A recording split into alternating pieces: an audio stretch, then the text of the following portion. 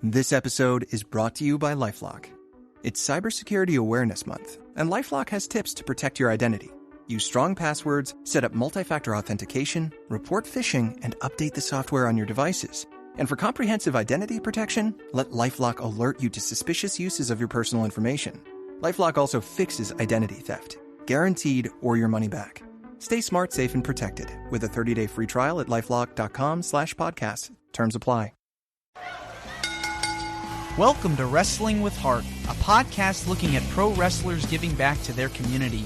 Join me, Stanley Carr, as I interview wrestling's hottest names who use their platforms as entertainers to raise awareness and do community service. Hello and welcome to another edition of Wrestling with Heart. This is the show where we talk with professional wrestlers and professional wrestling personalities about their lives in and outside of the ring, as well as doing acts of charity work, community service, volunteering, and spreading positivity. We're always about the positive vibes here on the show. And with me right now, I've got a very special guest. He has competed for numerous wrestling promotions across the country, worked in places like WCW, TNA, and the WWE. Pleased to welcome the one and only Cassidy Riley. Welcome, Hello, Cassidy, to Wrestling with Heart. Thank you. Thank you. Thank you for having me.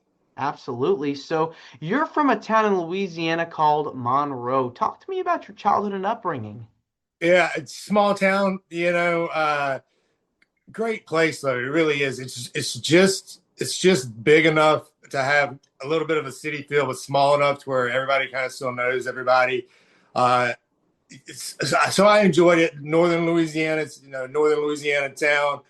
Summer heats are rough. Don't get much winter, which is fine by me. I'm a summer guy. I love it. I love being in the South. If I had my way, it'd be beach days every day. So that doesn't bother me. But it's just a great little town. Just and I really, I feel like I'm fortunate enough to have grown up here, and then this town has been so supportive of me throughout my career, and have always stood behind me and followed me wherever I went. So I'm honored. I'm honored to be here. I'm honored to be from here. Yeah, I mean, Louisiana has such history with wrestling. It's chock full of it. The Southeast territory. And was wrestling always something you watched as a kid? Yeah, I got into it when I was probably, about 8 years old. Between 6 and 8, I'd say. Grew up on Bill Watts Mid-South. And to me, to this day, that's still some of the greatest wrestling that has ever been around. We used to go to the Monroe Civic Center every time they were in town, watch the live shows. And so that's really how I got hooked on it.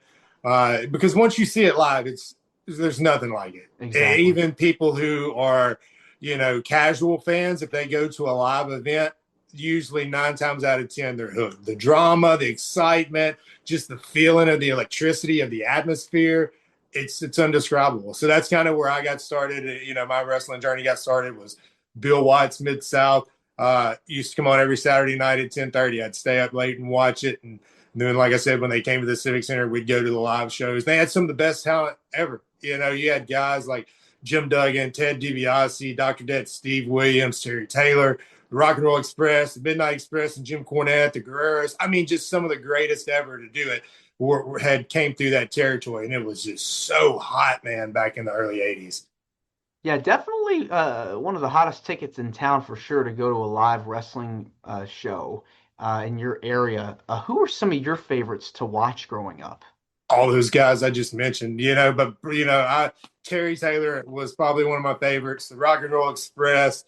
And then if you start branching out to NWA, WCW, WWE, WWF back then, I love Sting, love Ric Flair, big fan of the British Bulldogs, the Hart Foundation. I always loved tag team wrestling. It was always I was just kind of drawn into the tag teams. And I think that's why a lot of my career, most of my big success, I would probably say has been in a tag team. And it's funny because now that I'm able to look back on it, even as a child like that, I was kind of drawn to those tag team matches were always my favorite. What was it about tag team wrestling that made you go, man, this is so cool? I don't know. So I can remember one distinct match in a time when I was a kid, and it was a 4-way tag team match. It was the Guerreros, the Fantastics, which is Tommy Rogers and Bobby Fulton, the Rock and Roll Express and the Midnight Express, and anybody could tag anybody. And there was one spot in there, and I forget which one of the heels. They end up tagging in both of the Guerreros, and we're like, oh, now what are they going to do now? And they ran this little lucha spot, and it was just like probably the coolest thing that I'd ever seen. And then they ended up going to both and, bumping off the heels, of course. But I just, at that definitive time, I remember that spot and just thinking like, this is fantastic. This is so awesome. The tandem moves that they would do, I'm not sure what it was, but that was always kind of what I was drawn to.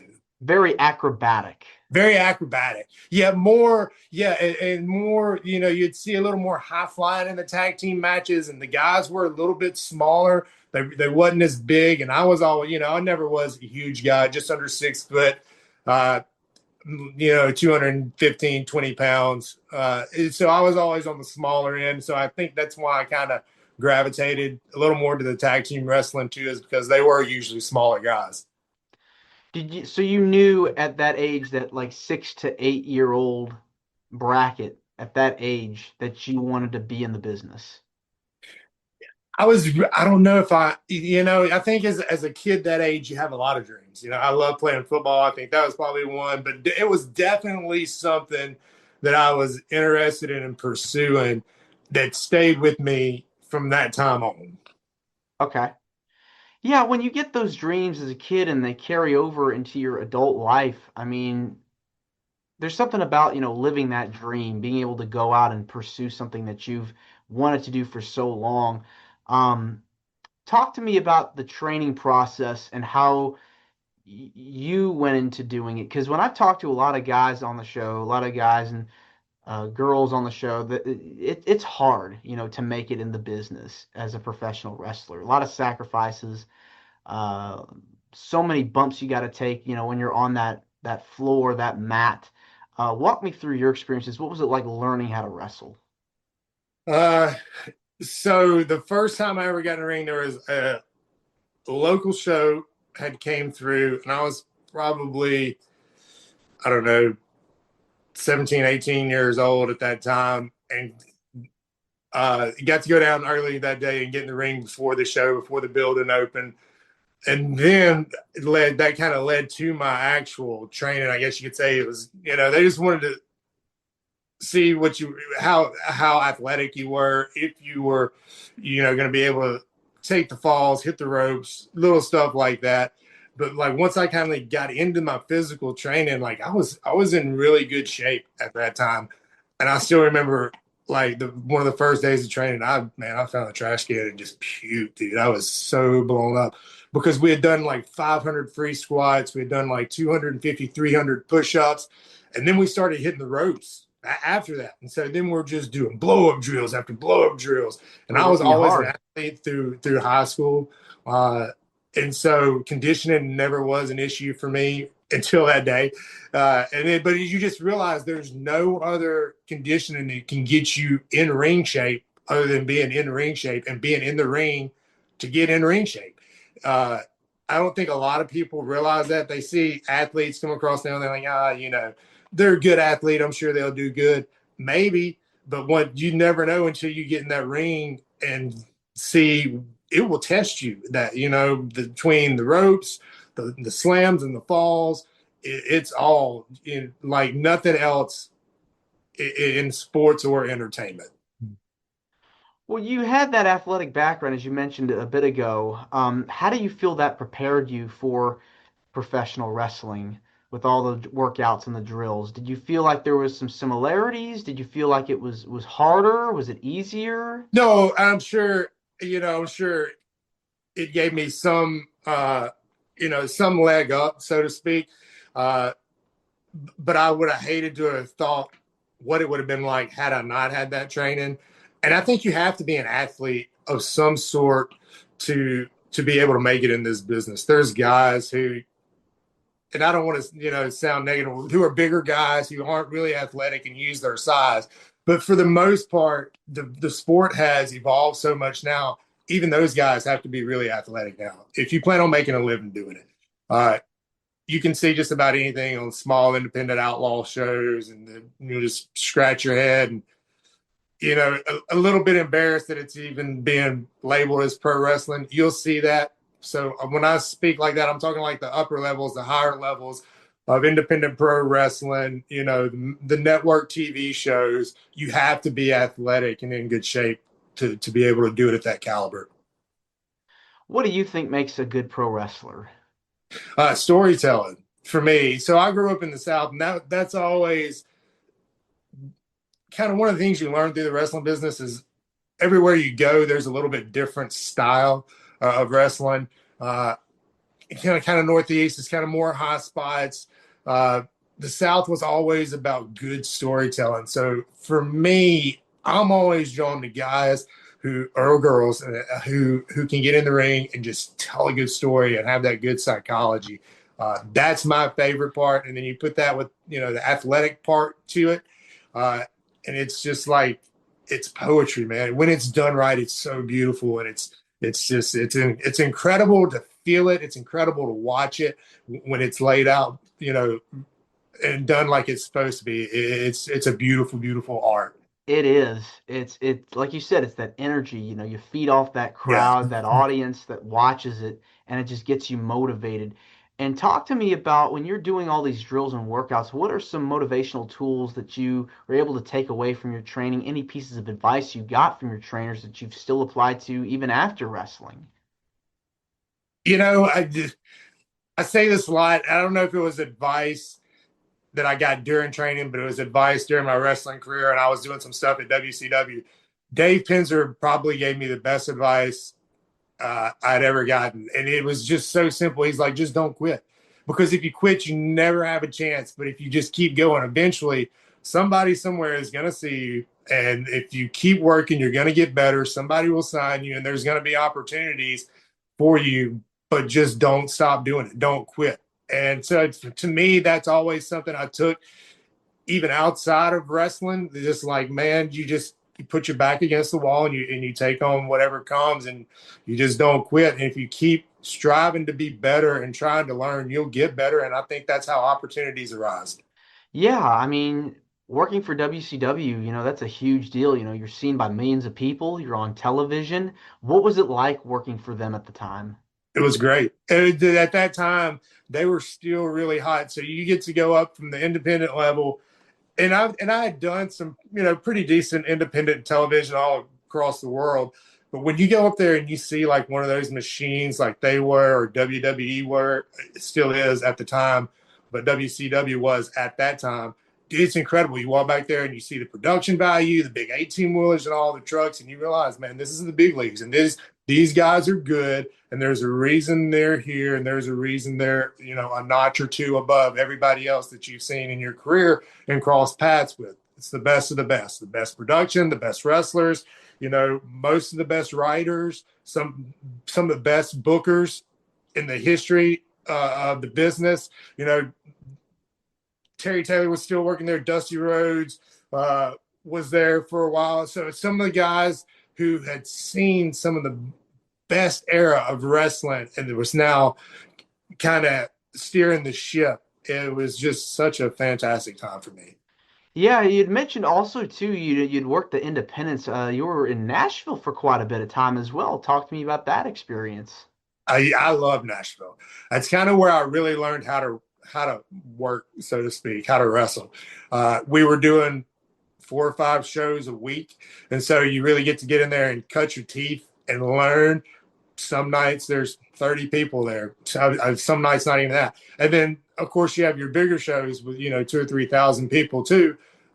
So you get all aspects. I was able to learn all aspects of how to maybe take care of yourself a little bit better when there's not as many people, but still you still have to give the fans everything you have, because you want that 20 or 30 to turn into 40 or 60 and then 100. You got to keep building these towns. And I really learned like all aspects of the business during my time in Nashville. And Bert Prentice was the promoter down there. Bert had been around forever. Again, we had some great talent there too that I got a chance to work with. Chris Harris, James Storm, Chase Stevens, David Young was in and out. He was out of Georgia, but just some fantastic guys in the ring. And then you get in there and you're with people of your same skill set and better, and that's how you grow. And we just form bonds. I'm friends with all those guys still today. So Nashville will always be fond of my memories, and it's always kind of considered like my second home. Yeah, definitely. It's good to network with people because you just never know where that can take you. And a lot of those guys ended up in WCW as well as TNA, where you Yeah. also went to as well, and you had a pretty good run there. Talk to me about what that was like. Uh, is like I was there from the very first, from the inception, pretty much of TNA. Once the concept was formed, they started scouting talent.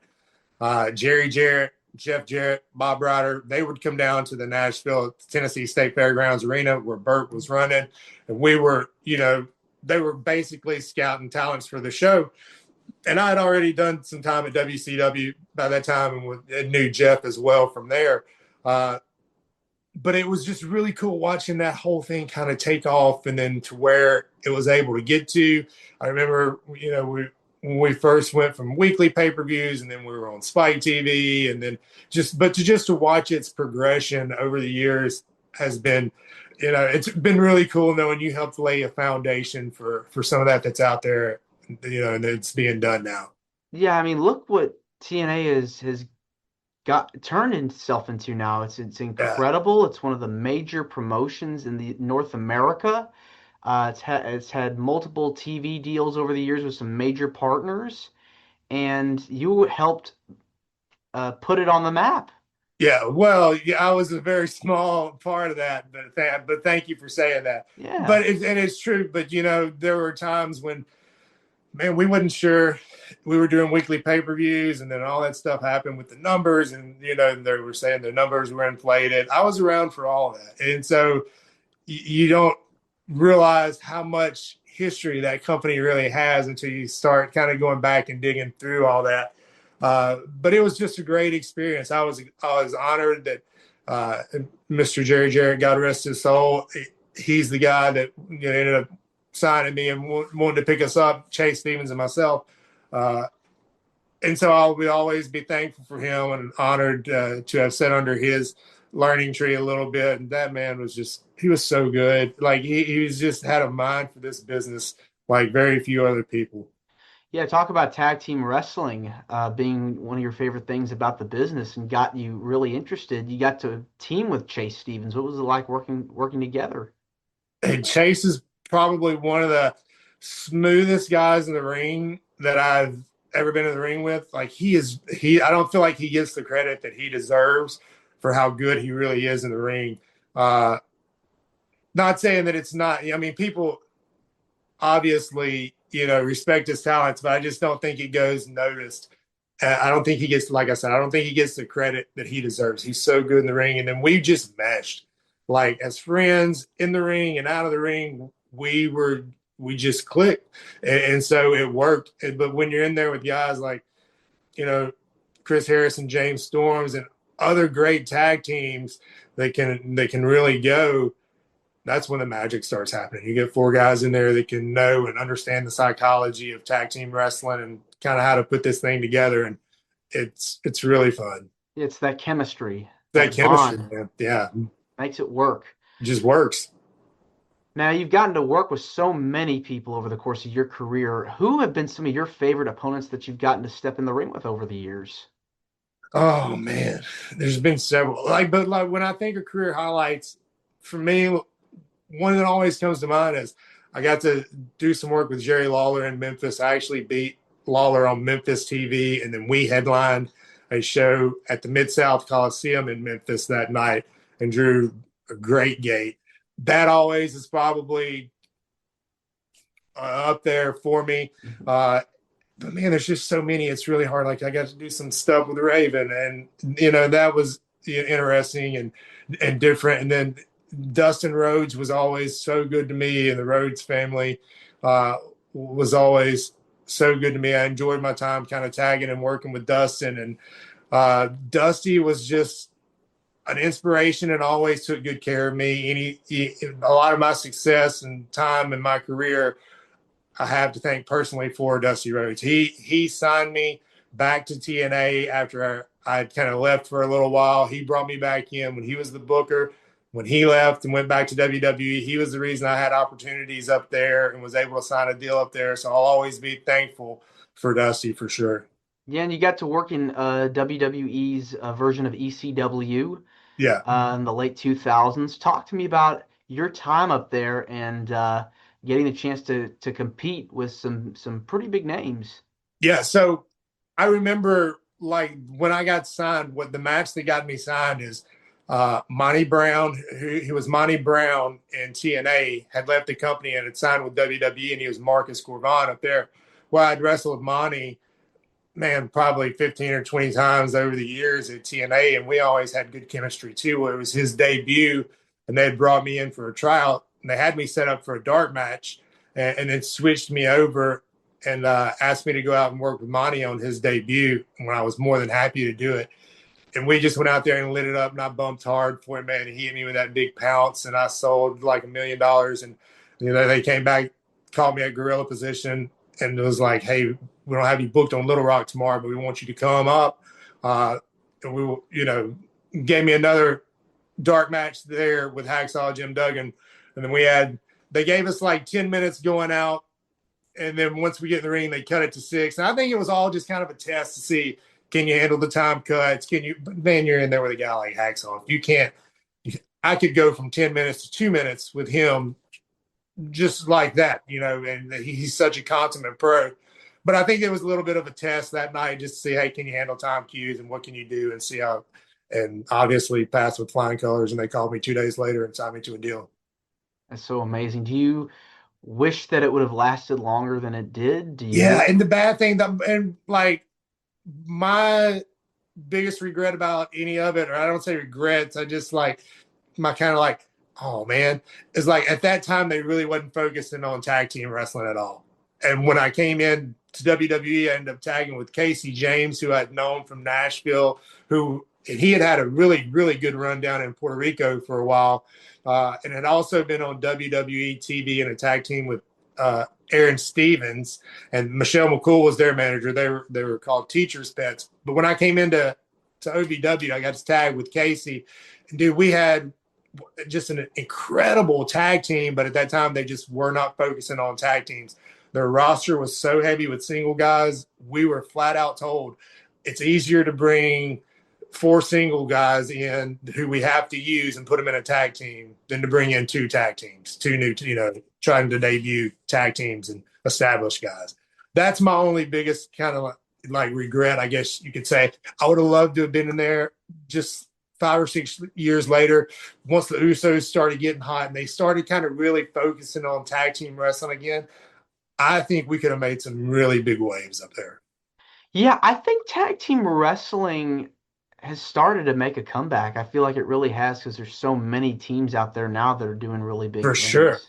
It's given more airtime now and has built over the last several years than it had in a long time. And I just think it's nice to see that focus coming back and being given some spotlight. The tag team division, like the ladies division, the women's division now, I think they're really trying to keep everything diverse. Where at one time they were just so heavy on singles talent, but they didn't have a choice. But now they're able to, kind of diverse out to the ladies, shine some more time on tag teams, and I think that makes for a better product overall. If you had to pick someone, either past or present, to be your dream tag team partner, who would it be and why?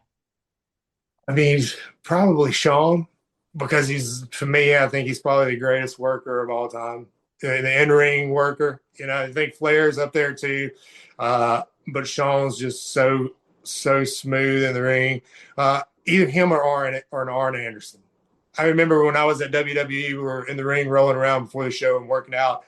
And Arn was actually the one, not to throw him under the bus, but Arn was actually the one who told me that about it's easier to bring 4 single wrestlers right now than a new tag team, because he loved tag team wrestling. He understood what they were doing. But just some of the stuff that he was able to teach us, you just realize that guy has got it. Like, he was another guy who had most of his success or a lot of his success in a tag team with Tully.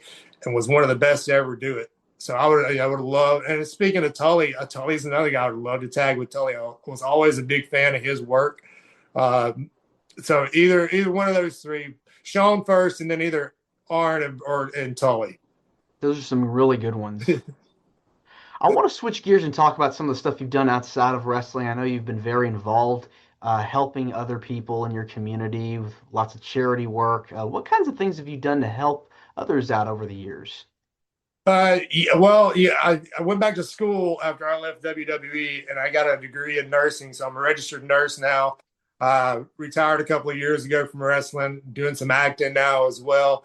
I was involved. I was on the board of directors with local Boys and Girls Club for a little while. That's a charity that's always been big to my heart. I grew up in the boys club here, and so to be able to go back and kind of help make some decisions for a little while for that place was really nice. Unfortunately, I got so busy I wasn't able to fulfill those commitments in the last couple of years. I haven't been on the board in the last couple of years, but I still keep up. So that's probably one of my greatest